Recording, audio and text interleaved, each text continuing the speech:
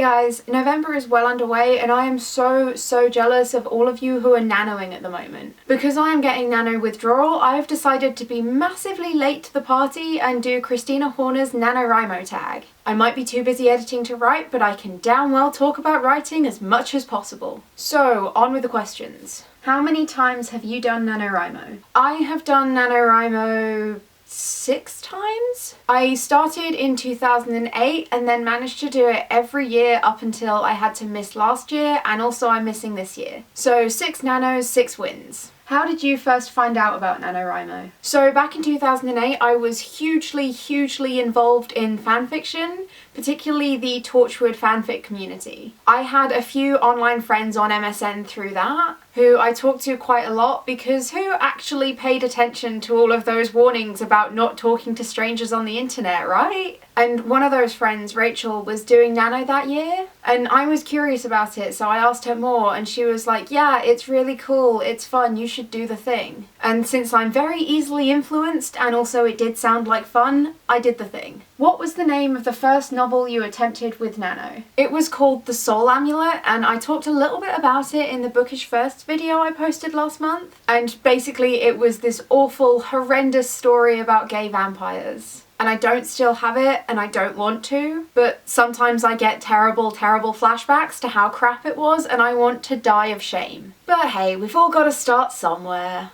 Give us a 1-sentence summary of what you're writing this year. As I've said, I'm not writing for nano this year, and I don't want to say anything about the new project because even my agent hasn't seen it yet, and I don't want to jinx it because I'm quietly hopeful about this one and I really want her to love it. But I guess I can give you a short summary of book 3 in the Tell Us series, which was the last book I wrote for nano, but I am truly awful at short summaries.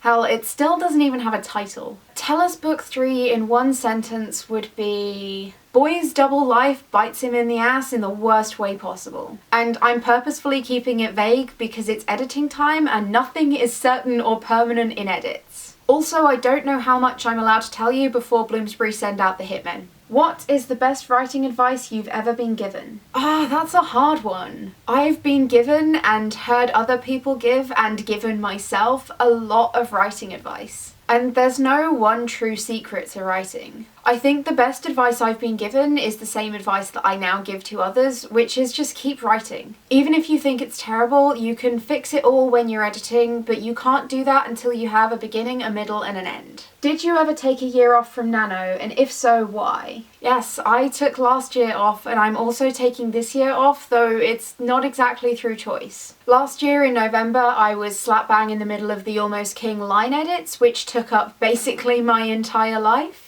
And this year is pretty much the same. I have editing deadlines for book 3, and also I'm in America for 2/3 of November. If I tried to nano on top of all that, it might just kill me. What's your biggest inspiration when figuring out what to write? The unexpected things. Ideas can come from anywhere and anything and anyone, and all you've got to do is just be open to rolling with them. Even the stupid ones. Because once you get past all of the stupid, they might be sort of brilliant. Read us the first sentence from one of your novels. Well, you guys have access to the first sentence and all the other sentences of the first 2 Tell Us books. And I'm not sure I'm comfortable sharing stuff from previous nanos because they are shocking. So I'm gonna risk the wrath of the Bloomsbury hitmen and read you the first sentence of Tell Us book 3, which is, of course, completely subject to change.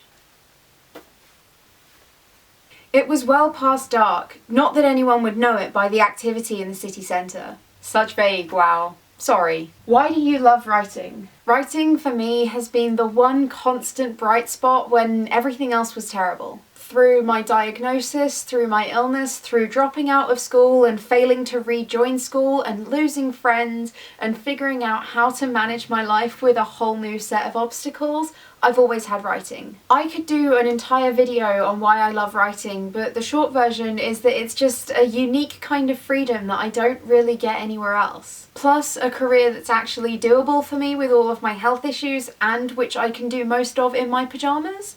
What's not to love? I invite anyone watching this to do the tag if they want to, and you should also check out Christina's channel because she's awesome. I now need to retreat back to the editing cave, but I will see you guys soon. Bye! Hey guys, it's November, which of course means that Nano has begun. I'm really not okay with the fact that I'm not doing it this year, but I finally finished the first draft of the new project, so that's something, right?